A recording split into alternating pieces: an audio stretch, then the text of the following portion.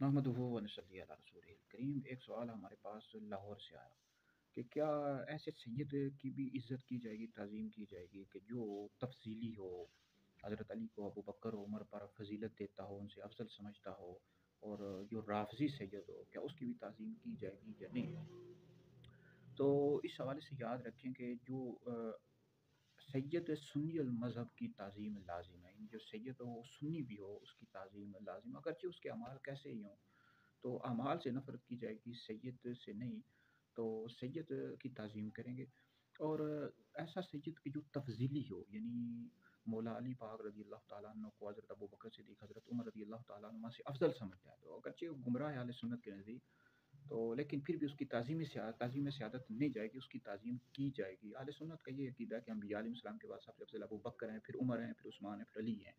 लेकिन बहरहाल अगर तफ़ज़ीली है तो फिर भी उसकी ताज़ीम सियादत नहीं जाएगी, ताज़ीम करेंगे।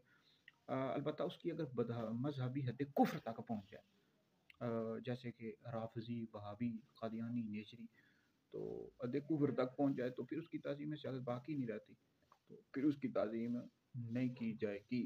तो बहरहाल अगर सैयद तफ़ज़ीली है तो फिर तो उसकी ताज़ीम करेंगे, अगरचे वो भी गुमराह अहले सुन्नत से ख़ारिज है। लेकिन अगर राफ़ज़ी है और वहाबी है, क़ादियानी है, तो फिर उसकी ताज़ीम हरगिज़ भी नहीं की जाएगी।